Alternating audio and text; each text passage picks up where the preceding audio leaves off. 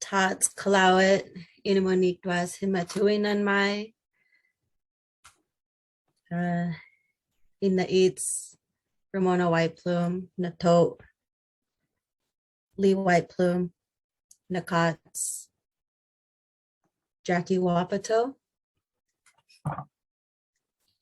in Palach, Burnett, Whiteplume Senior, Imna L, Jackie, Annie Kalama, Ka Kalutz, Daryl Davis, Ian Tayatsa Flapwepa, Walatma and Latapma bands of the Nimipu Nation. What I said was my name is Himatui Nanmai, is my Nez Perce name, but it translates into Thunder Traveling Woman. That's the closest translation we could get. But my English name is Andrea Whiteplume, and my parents are Lee and Ramona Whiteplume, my grandparents. My maternal grandparents are Annie Kalama and Daryl Davis, and my paternal grandparents are Jackie Wapato and Burnett Whiteplume Senior. And I live in Lapway. And I'm of the Whitebird and Wallowa bands. And that's how I introduce myself when I'm among my elders, or if I'm it's a proper protocol of how I introduce myself, and to make relationship. And it ties me to where I'm from a land-based perspective as an Indigenous person coming from these homelands. And I'll go ahead and let Stefanie introduce herself. Thank you, AJ. My name is Stefanie Krantz. My parents are Gail and Ross Krantz. My grandparents are Elda Nodler and William Butler, and Hubert Krantz and Ina Cole. And my people are from Northwestern Europe, from Ireland, France, Denmark, Germany, and Sweden. My family immigrated to New England in the 1600s and in the 1800s. My parents brought me up in New Mexico, where I was born, and the place where I feel most connected to the land. I live in Clarkston, Washington, and I've been here in the land of the Nez Perce for 5 years, the Nimipu, working for the Nez Perce Tribe.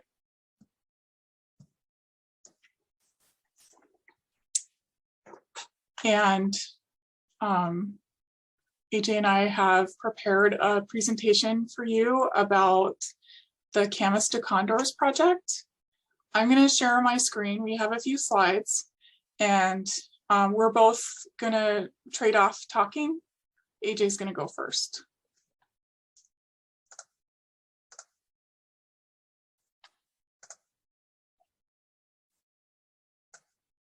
Can everyone see my screen? Okay.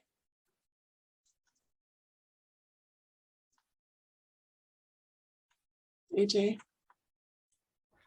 Yeah, we can see your screen. Okay. Do you want me to do the introductory slide? Yeah. Okay.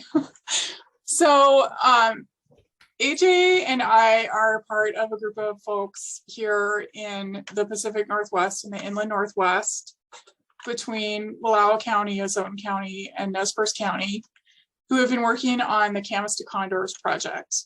The Nez Perce Tribe has a program underway to try to reintroduce California condors to Hells Canyon and to the greater Hells Canyon ecoregion, which is a really good place for condors. And they are a relative of the people here that are missing from this landscape. Camas, which is the plant featured in this picture. And I will let AJ say that word correctly when she speaks.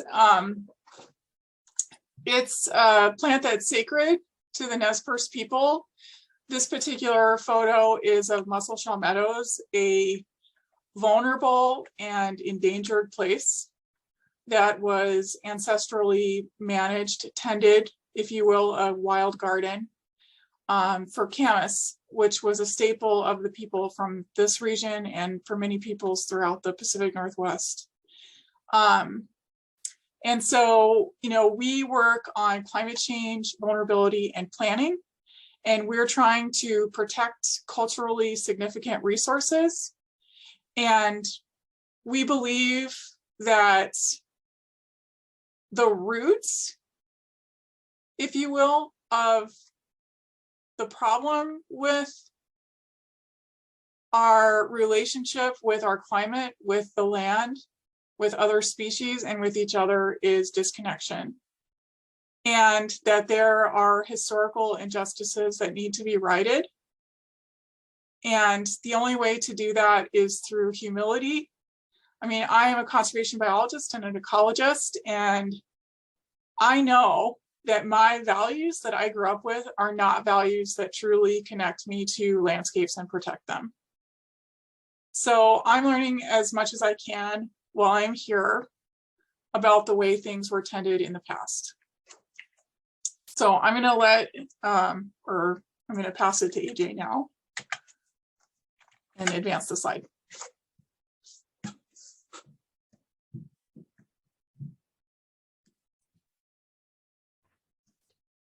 This is a map. I don't know exactly who made these maps, but these are this is a map of the territories that have dwindled down, that have been dwindled down by government and treaty. The map on the left shows how expansive our home territory was in the darker tan, all the way up into Canada, down into, you know, there's a lot of controversy when it comes to maps. In our home territory, you know, we didn't believe in borders or really territories and stuff like that. Our boundaries were very transparent, and we moved along with, you know, with the foods and with the water and the salmon. So, but this is just a rough guesstimate. I think if somebody needed to really map something out, this is what it would look like. But there is a lot of controversy when it comes to explaining what usual and accustomed areas are to Nimipu people. Because we did travel further into the plains and further down into Northern California. And there are histories that are, you know, we have accounts recorded in our history with Nez Perce peoples traveling extensively and having a network among many tribes across Indian country, and having this very expansive networking system that, you know, that expanded a lot of territory, and we had a lot of relationships and networks throughout these areas. And this is our place of home. And this is our seasonal round trail. And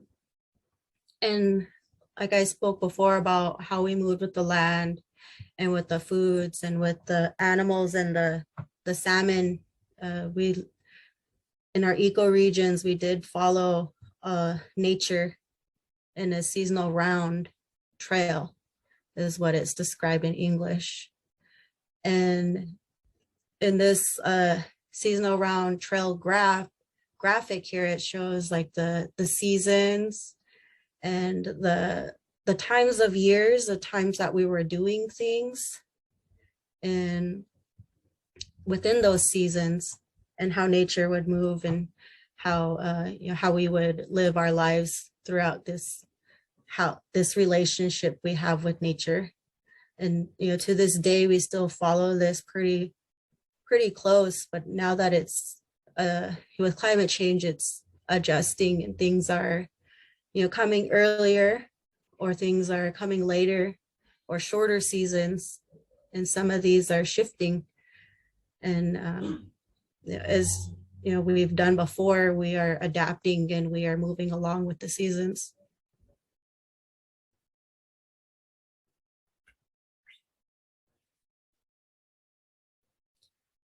And this is our team, the Camas to Condors team that we have, with different conservation groups that we have collaborated with in restoring relationships with Indigenous people in our homeland, and restoring the kind of the stigma that conservation groups have among tribal people.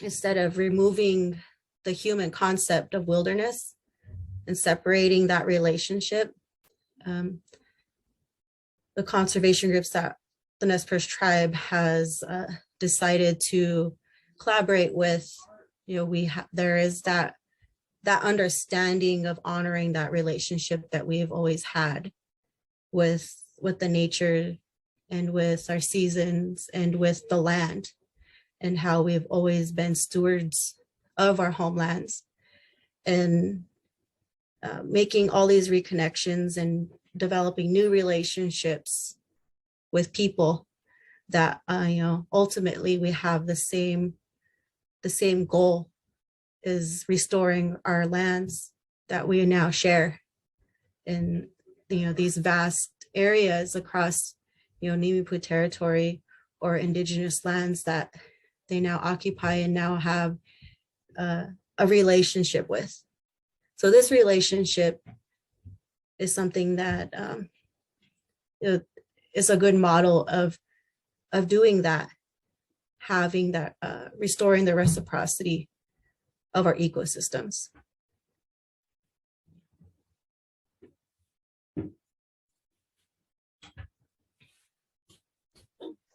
In our Camas to Condor, we are following what we call a seasonal round trail.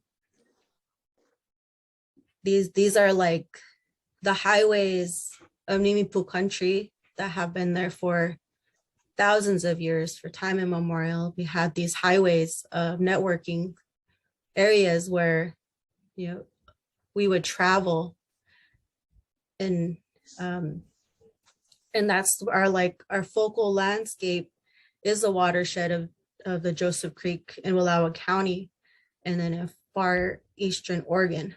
And that's just a small portion of the Nimiipuu Trail. And you can see the watershed, and you can see where, this is the homelands of the Wallowa Band people, and share territories with many sister tribes as well, the Umatilla tribe, and with other bands. There wasn't just these few handful of bands that we have now, but there were many bands within these areas that were, small family groups that, they all, when the wars came and things were happening to our people, they band together. And then after the wars and all the displacement, that's just how they were, they identified themselves into larger groups, but they were all still a part of, there's still stories, and some families still have those names for the bands that they are. But this is some of the territory that, the Nez Perce or the Wallowa Band people are more popularly called the Joseph Band people. They were displaced and taken away from these homelands by warfare, and they had to leave these homelands, and some of them, they were never able to go back.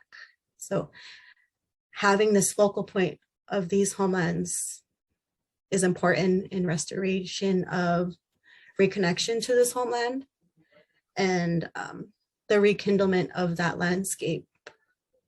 And I've heard a lot of my elders say, our homelands, when we don't tend to them, they miss us and they call out, and so this is a way that we are answering that call and taking care of all the relationships that we have with our landscape. So with this type of work, I feel like, you know, we're really doing that together in a, you know, the starting of our, you know, with the focal point of reciprocity, ultimately.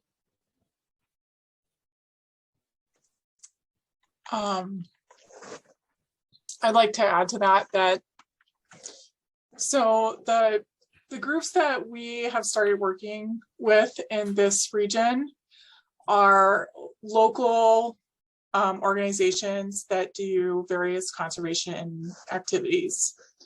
The tribes, the Nez Perce Tribe and the Umatilla Tribe in particular, and then other descendants from the Joseph Band that are on the Colville Reservation. So formally, the groups that are part of the Camas to Condors partnership are Yellowstone to Yukon, which ties together landscapes by bringing small conservation actions in different areas under the same umbrella to meet the same goals. So they work on grizzly bear conservation. That's what they started doing between the greater Yellowstone ecoregion and the Yukon. You know, grizzly bears are large mammals that need to roam, and as the climate changes, they need to be able to move further north. Their foods like huckleberry are moving further north, and they need to move with those species. In the past, they were all over the United States. They feasted on salmon where we are today, and they've started to come back into the Bitterroots. And so we're really interested in making sure that species like that have the space that they need and a connected landscape to travel through, including new species that might be coming in from the south. So this particular focal point is a really important corridor where there's a lot of intact habitat and the opportunity to restore connectivity between the areas that have degraded lands, you know, separating them. But then in addition, it's so important for the human community here, for the Native Americans to have access to their traditional homelands because they have gardens all throughout this area that were tended. And their relationship to the land is what made it so abundant. The way that they managed land was ecological. And, you know, we want to restore some of those practices to landscape.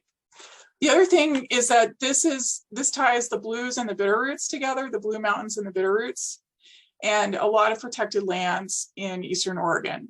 So, you know, we're working with Yellowstone to Yukon, the Greater Hells Canyon Council, Eastern Oregon Legacy Lands. We've done a little bit with Wallowa Land Trust, although they're not formally a partner, but the Wallowa Homelands Project is a partner. And Dr. David Mildrexler has been working with us as well. He's a scientist who studies climate change and connectivity. And so he prepared these maps of this ecoregion. We're focused on Joseph Creek because the name for that particular canyon is Cutness, which is condor. It's Condor Canyon. Condors used to nest there, and it's sort of a pinch point that brings the whole region together. And the Nez Perce Tribe owns the precious lands that are in that area. It's a large mitigation site.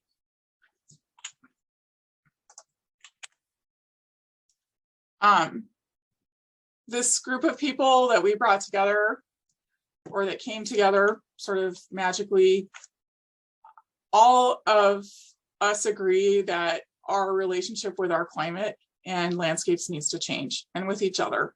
I think that AJ did a really good job of explaining this, but part of this is to bring together young and old, elders, Native and non-Native, different folks that steward the land in different ways, and try to restore this place and keep it wild and abundant and build resilience for an uncertain future.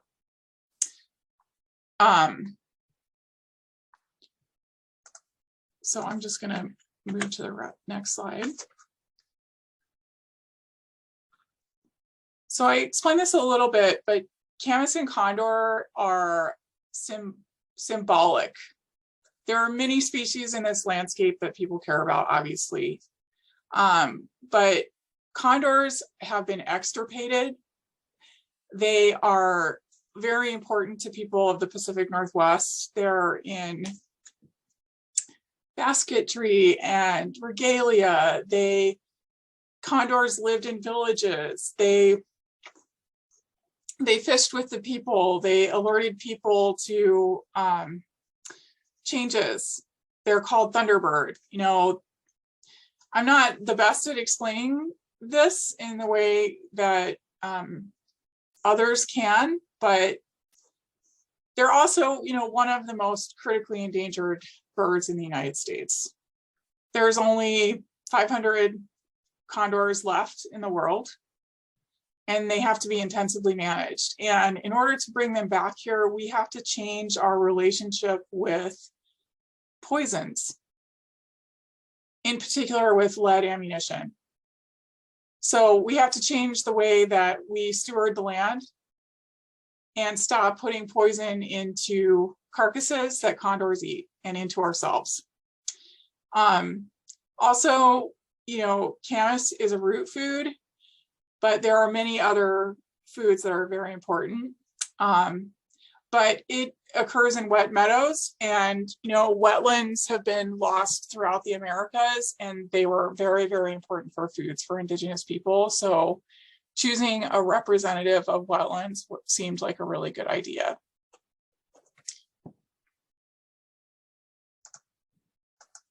And then AJ, can you do the next slide?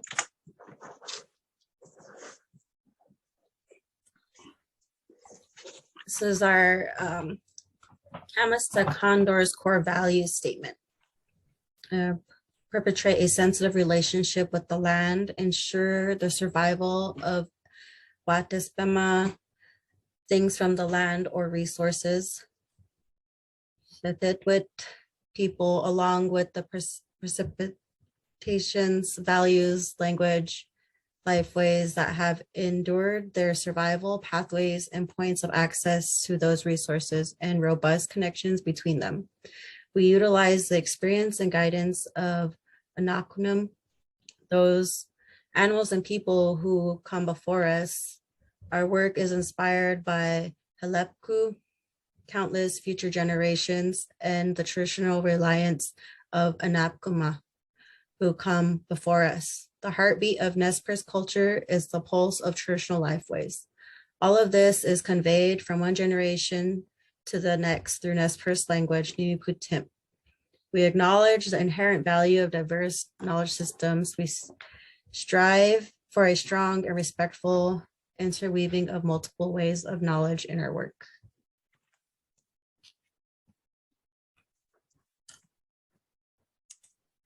So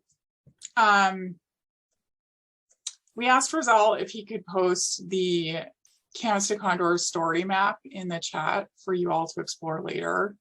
All of the images in this presentation are from that story map. You know, this is an example of quotes that are scattered throughout the story map. And, you know, Thomas Topple is not with us tonight, but he is also working on this project. He is part of the climate team at the Nez Perce Tribe, and he's a traditional hunter and fisherman. And then I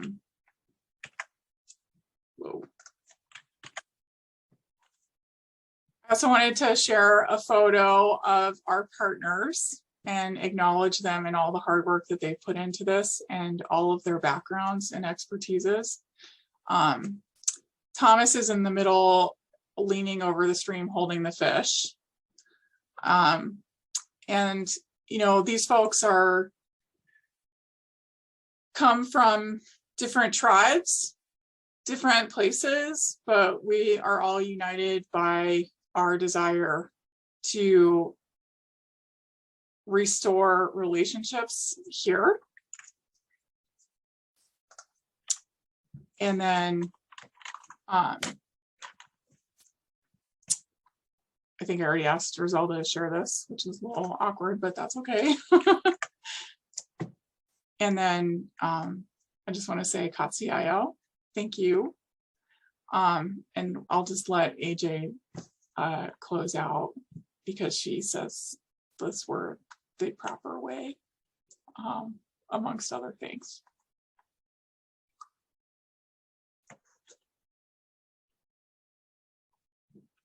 And there she goes. All my little ducklings are coming in to look at me. So is it Kutsi out yow? Means thank you. And I taught Stefanie a word called yochkolo. It just means like that's all I have to say. So Kutsi out yow yochkolo. And I have another word that's one of my favorite words that I would like to say, which is I want to extend my tamina, my heart, to all of you as we move forward through the activities we prepared, the questions that we prepared for this workshop, and to say, I am so grateful with my whole tamina, my whole heart that you are here. Katsiayo.